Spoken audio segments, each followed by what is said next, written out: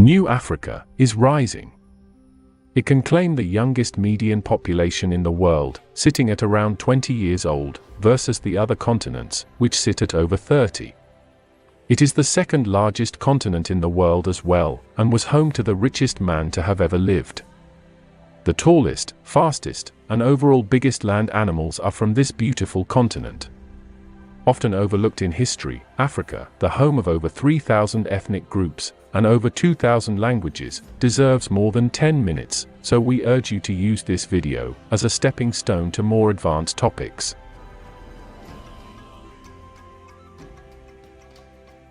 Fossils. Strewn about the African landscape, tell researchers all they need to know. We can use these to trace back our human lineage to over 7 million years ago. Our own species, Homo sapiens, would begin to emerge just 350,000 years ago, and would undertake a migration, known as the Out of Africa migration, around 50,000 years ago, sending humans all across the globe.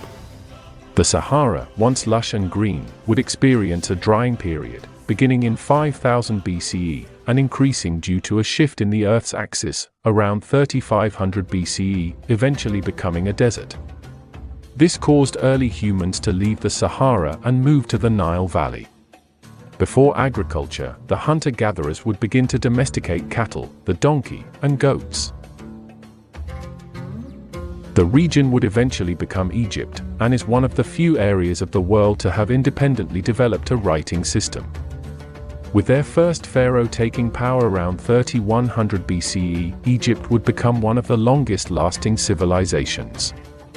They would fall to the Achaemenid Empire under the Persians, but soon, in 322 BCE, Alexander the Great, greeted as a liberator, would conquer not only Egypt, but the entire Persian Empire.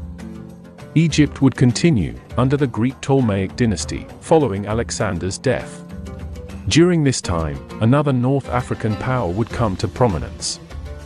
They were the Carthaginians, based in Carthage, founded by settlers from Phoenicia, who would come to be known as Punics. These Mediterranean sea traders would rival Rome, and that would be the cause of their ultimate demise, with Rome utterly destroying the North African civilization. Later, with the Roman Empire, that region would be named the Province of Africa Proconsularis. Septimius Severus, who was half Punic himself, became the first Roman emperor of African descent. The 1st century CE were marked by the spread of Christianity in Africa in the regions closest to Judea, like Egypt, Nubia, and the Aksumite Empire. In the 600s though, Islam would sweep through North Africa. The Berbers living west of Egypt would convert to the new faith, and it would begin to spread southwards through trade routes.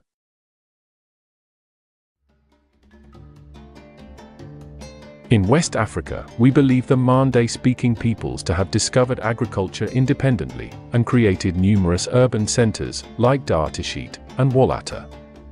A bit to the east, Genui Jano was settled around 300 BCE, and grew to be one of the most important urban centers in sub-Saharan Africa. Around present-day Nigeria, in 1500 BCE, the Nok culture would thrive, creating impressive terracotta figures of humans and other animals.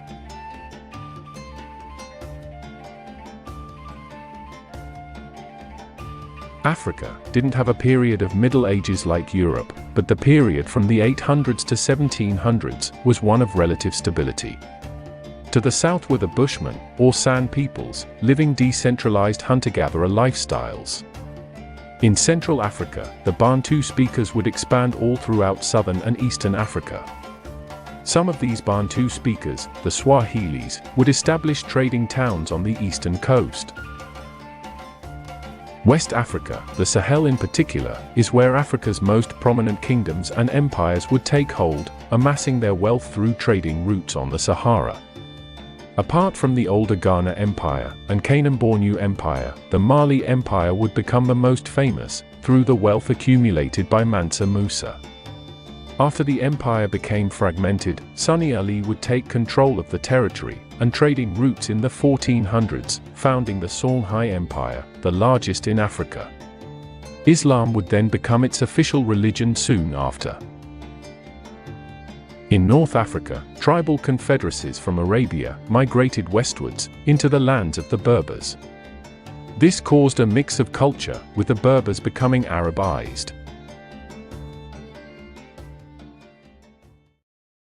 While slavery had already been present in Africa, with the Trans-Sahara slave trade, Swahili coast trade, and Barbary coast, it struck another gear between the 15th to 19th centuries, with the Atlantic slave trade.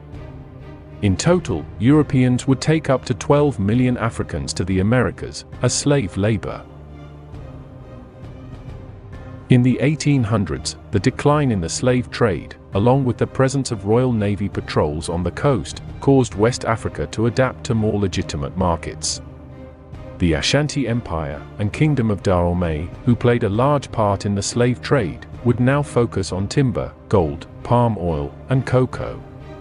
Anti-slavery treaties were also signed with numerous other leaders in Africa. During the New Imperialism period, in the late 1800s, after the Berlin Conference of 1884, Africa was divided up between European nations, and the scramble for Africa would take place. In the mid to late 1800s, Europeans only controlled 10% of African territory, but by 1914, they would have a staggering 90% under their control. Only Liberia, and arguably Ethiopia, were spared colonization.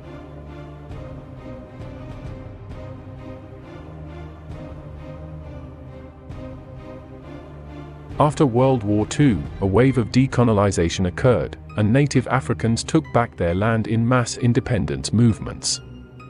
Ghana was the first sub-Saharan country to achieve this, in 1957. Portugal's presence in Africa would date back to the 1500s, and finally come to an end, over 400 years later.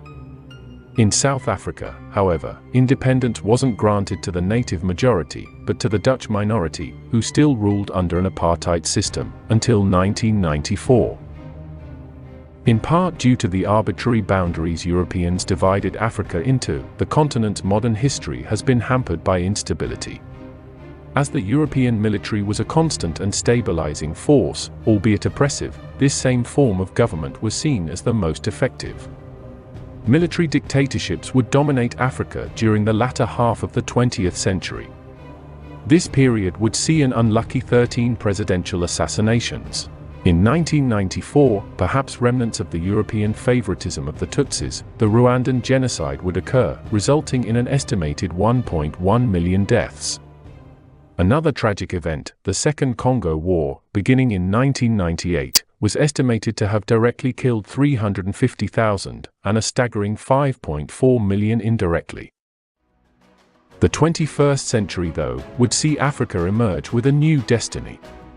Ravaged by centuries of colonialism, exploitation, and political corruption, new economic investment in Africa is giving the continent new hope.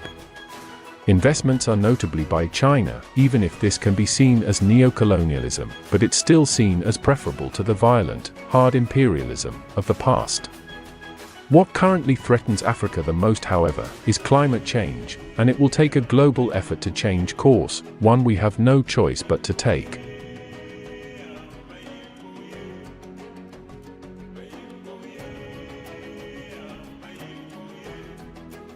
The story of Africa is one of great sadness, but also great triumph. It is one of the most beautiful continents on Earth, home to numerous species, including our own. We are still making discoveries in our homeland to piece together our untold past. But for this land, the origin of millions of years of our ancestral history. It's truly the future that shines brightest.